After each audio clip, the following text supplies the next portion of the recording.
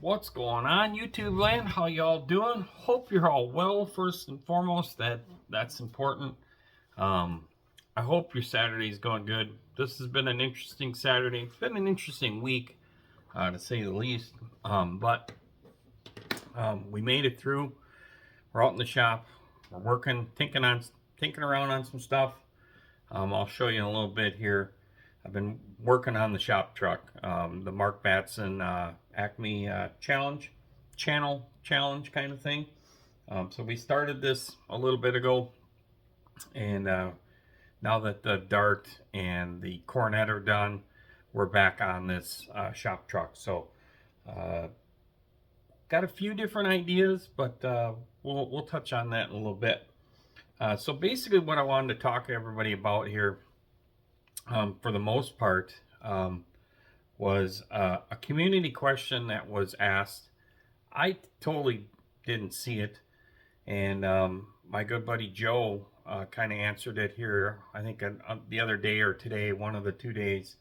And I thought, well, that's kind of a neat community question. So generally, I try to get involved with all those community questions. I don't know what's going on with YouTube again, but it seems like a bunch of the stuff that I was subscribed to is not on the list no more. I don't know what's going on. So I've kind of been searching out some of the channels and trying to make sure that I'm resubscribing. So if you get a thing where it says that I'm just subscribing, I was subscribed, but I'm resubscribing to your channel. So I may miss some of the community questions. So anyhow, we're going to play that intro real quick, and then we'll get into this community question that was asked, and then we'll show you where we're at on the shop truck. So be right back.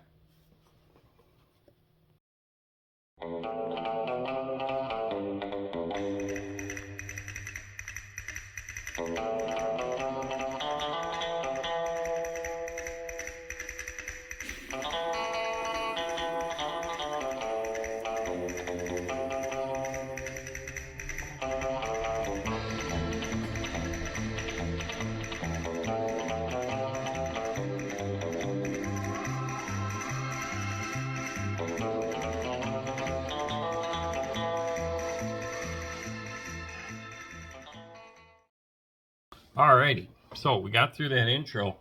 So let's talk about this. What would be the top 10 kits that you would want to be re-released from Revell? For me personally, everybody that kind of followed the channel should know that I'm a sucker for the special edition kits. Now, there are a few that you can still grab, but you're starting to see less and less of them all the time. The only ones that I'm very familiar that you can still find, of course, are the two at Hobby Lobby, which are the 69 Chevelle and the 68 Charger. But other than that, the darts, the Hemi dart, you're starting to see that thing be kind of scarce. I don't even see that at the hobby shops as much anymore. But you can re-release all of those special edition kits from the start to the end. Just keep them up. I agree with my buddy Joe that you could maybe throw a few more parts and pieces in them, especially for what you're gonna spend on them. But they're definitely worth it. Now this one here is definitely one that I would love to see be re-released. This is the only one of these I got, and I was very honored and lucky to get this as a gift from my buddy Bob. So I definitely want to make sure that when I build this thing, that I'm doing it to my envision of what I want to do with this thing. I want to put a really, really nice paint job on this kit. So I would love for this to come out so that I would get another one of these. Another one, it'd be this 67 Camaro. This was a really cool kit. This one is now a zombie kit, so it's started. We need to finish this kit.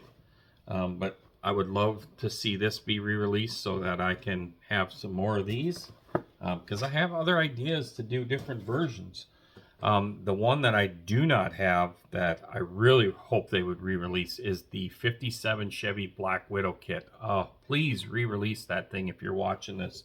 That kit I would love to have one, or at this point just one would do me well. This is another one, this Challenger. You could even retool this very simply by putting more of a 2015 and newer front nose and tail on this kit. And then you could sell like the flares and the ground effects separately, to where you could make this into a demon as well in a special edition. You could make it a 2-in-1. This would be an awesome kit to have.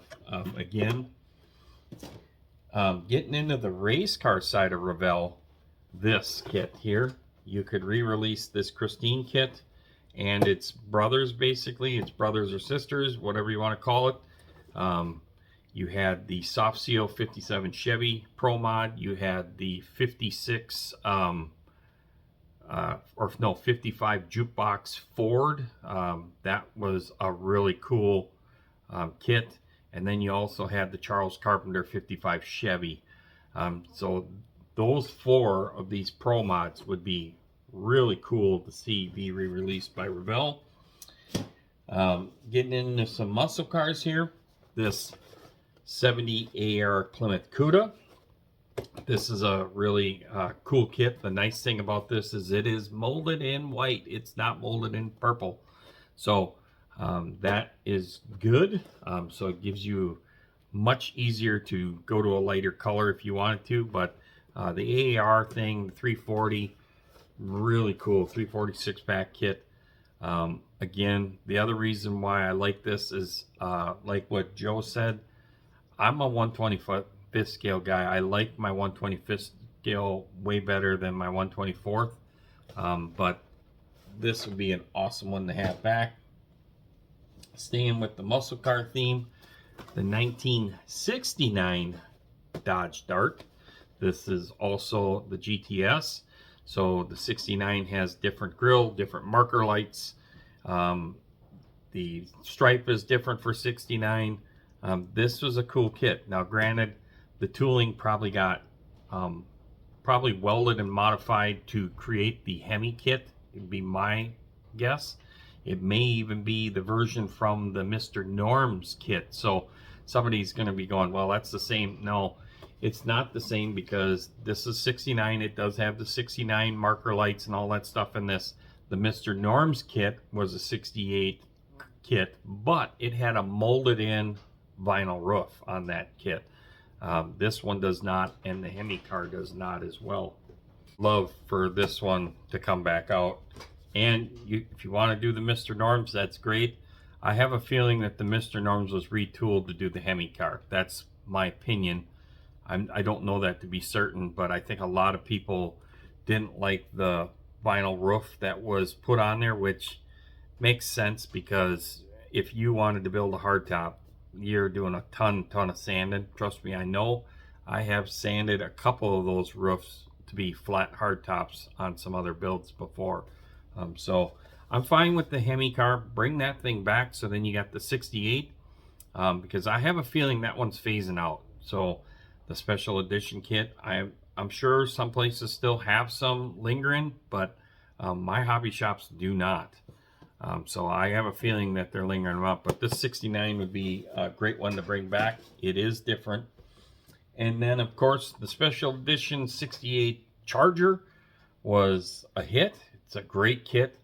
But so is this guy. Bring the 69 Charger back.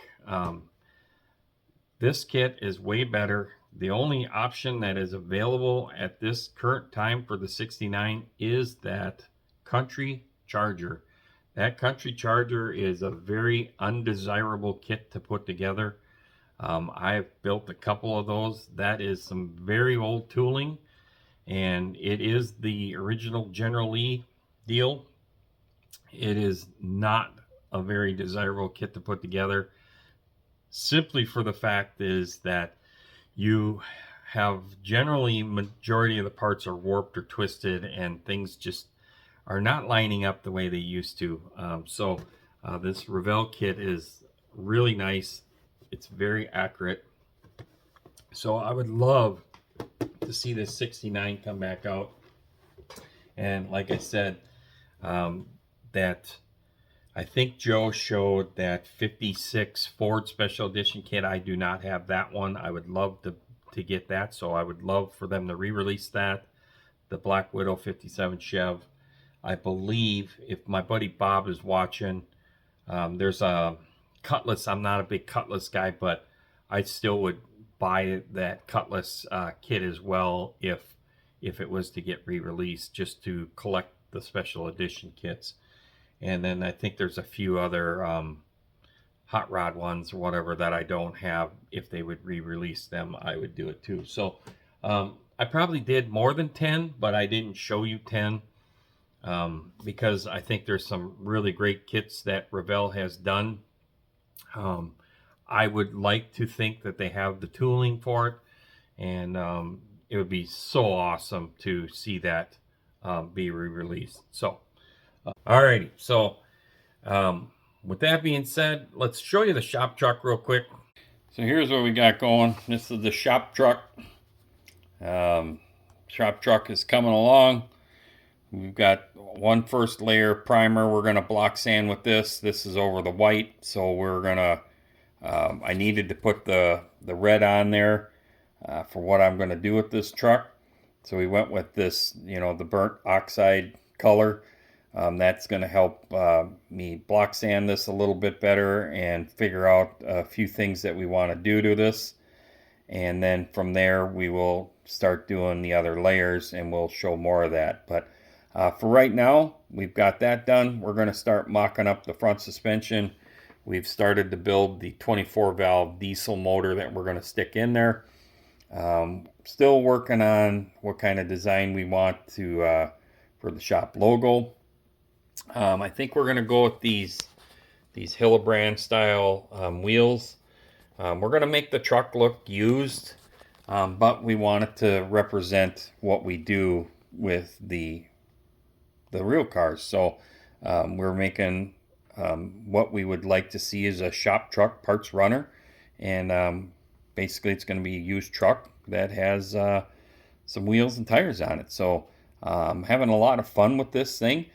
If people are wondering what this is the Warlock kit that you get from Hobby Lobby. So far it's been a lot of fun. It's been a great kit. We've got a few other choices that we need to make here on what we really want to do as far as some of the detail work. I already know what colors we're going to go with on it, and I have to do a little modifications in the firewall area to get this motor to sit where I want it to sit in order to get a radiator in it. But other than that, it's pretty much mocked up. So once I get the suspension done, we're going to be ready to start doing some detail painting, and then just focus on getting the bodywork, all the mold lines off of it more. I got most of them off, but there's a few more that I needed to address, and then we can just kind of get this thing driven home, basically. So a lot of fun. So anyhow, let's flip this back around and close this video out. Alrighty, so that there is the Warlock kit. It's turning out to be a lot of fun. We're modifying it, and we're having a good time with that. So another thing I want everybody to be aware of is to make sure that if you're following content creators, to make sure that they're bringing something to the table other than drama. Be smart. Don't let the clickbait thing reel you in. It's not worth it. It's not helping the hobby. If somebody can provide you a discount, go utilize the discount if you're getting into it. I do that all the time. I tell people to go to certain places that I know will have a discount. Even online, once you start purchasing stuff from certain storefronts online, you will get, if you subscribe to the newsletters, you will get discount coupons or text messages on when they're running specials on certain times of the year, certain months, whatever the case may be. And a lot of times, if the distributors can provide these discounts of 15 to 25%, then your storefronts can as well. It's that simple. So to have somebody that's gonna start whining and crying about something and then come up with a stat that it's hurting the hobby, generally their point of view is pretty skewed, and it's pretty much got no business ethic to be talking about it, really, because it's clickbait. I mean, it's no different. If I stood a blonde right here with a bathing suit, that's clickbait. And then I put it on the thumbnail, that's clickbait. And then all you got to do is sit and watch my ugly ass, that's clickbait. So if somebody posts that it's hurting the hobby, you may want to consider it's clickbait, and you may not want to watch that crap. So stay positive, do your research, get the best value out there. A lot of us are on a budget. I'm on a budget. I have too many hobbies, so I have to spread my money to do the things that I want to do in my lifetime before it is my time to leave this world. So be good to everybody, have fun doing it, and if you know of a special deal, share it with your friends. Tell them. Let's not turn YouTube into Facebook.